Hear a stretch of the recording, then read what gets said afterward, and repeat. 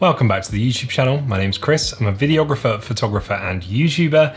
And in today's video, I'm going to tell you why this fairly modest setup is my favorite camera rig that I've ever used.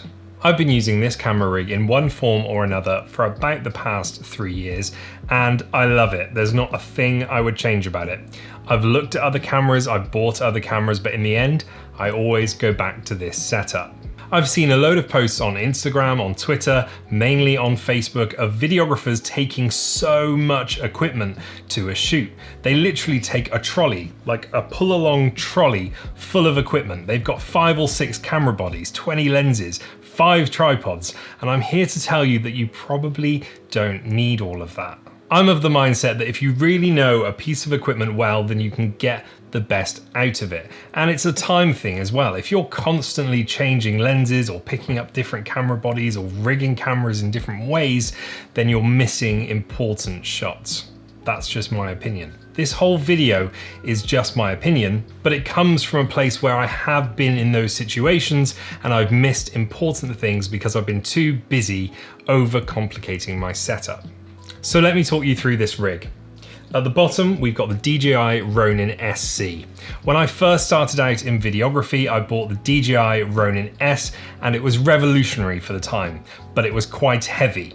And then when I coupled that with a Canon 6D and a 24-105 f4 lens, it got really heavy. So I started looking for something lighter, and I found the Zion Crane. I had the Zion Crane 1, which I bought and broke. I had the Zion Crane version 2, so the Zion Crane 1 version 2, which I bought and broke, and then I had the Zion Crane 2. And then when the DJI Ronin SC came out, I thought, wow, that looks great. It looks really light, it's packed full of features. So that's the gimbal I have stuck with since it arrived about a year ago. I still use the Zion Crane 2 for odd jobs here and there. I mainly used it with the Blackmagic Pocket Cinema camera, but I no longer have that camera, so it's literally sat over there as a backup gimbal. It does come on jobs, but generally it's the Ronin SC. So let's now move up to the camera. It's the Sony a6300. And I know what you're gonna say, that camera's been out for like 5 years, and it has, but I'm still in love with it. It's the first APS-C Sony mirrorless camera I ever owned, and it's an amazing camera. It shoots 25 frames a second in 4K. It shoots 120 frames a second with audio, which I love, but mostly it's a really light camera. I went from a rig that was quite heavy and was really damaging my back to thinking, how can I minimize the weight in my rig? I want something that I can carry all day without having any pain whatsoever. I still haven't found that setup yet. I can run with this for about 3 or 4 hours before my back starts to hurt, but it's as close as I can possibly get. Another reason I go for this setup over a larger setup is it means I can move through a crowd much easier. I can get in those tighter spaces. I can get where other people can't get to get the shot. And I'm all about getting that one special shot. The camera's in a really cheap newer cage, and the only reason the cage is there is so that I can mount this battery bank to the top of it.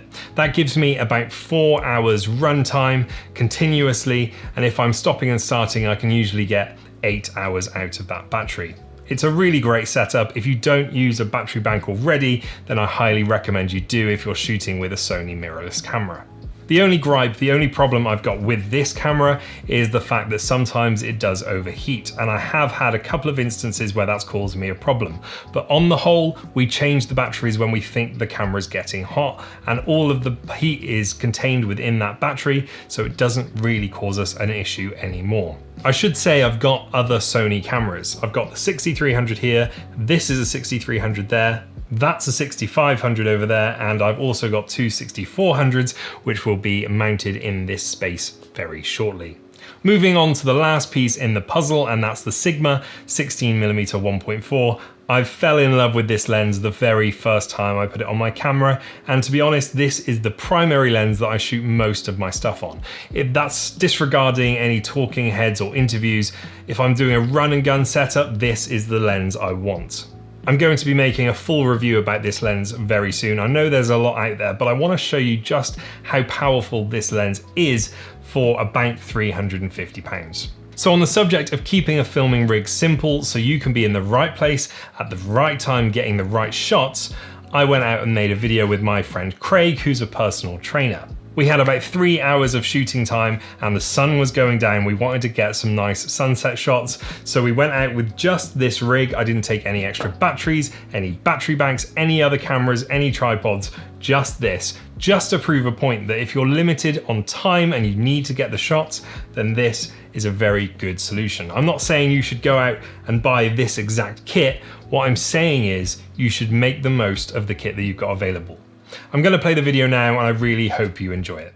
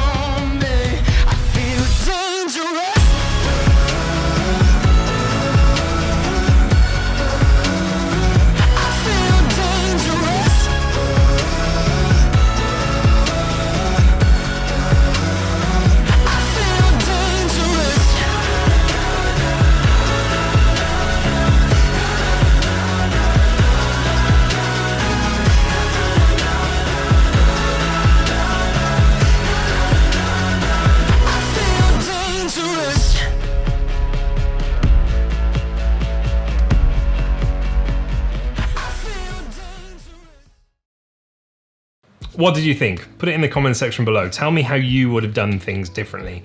Bear in mind, it was just me and Craig out filming, firstly in a wood and then secondly in a field, and then I swapped the time of days around. I was really happy with the result. Considering we only had about 3 hours worth of shooting time, I think what we produced was pretty beautiful. So if you're one of those people who buys all the latest gear, all the latest gadgets, every single camera body that comes out, stop it. Go out and learn how your camera works. Go out and film, and then you won't need the latest gear. I don't feel like I am at any disadvantage using a camera that's been out for 5 years over somebody turning up with a Sony a7S III. I just don't. If you were only allowed to use one camera setup, what would it be? Put it in the comment section below. I'd love to know what you think. Thanks for watching this video. I hope you enjoyed it. I hope you learned something. I hope I inspired you just a little bit to go out and start creating something. If you did, then like the video, subscribe to the channel, and follow the link in the video description to my new Facebook group. You can ask me questions in there, you can request videos, and you can essentially just join my community. Thank you for watching, and I hope to see you very soon.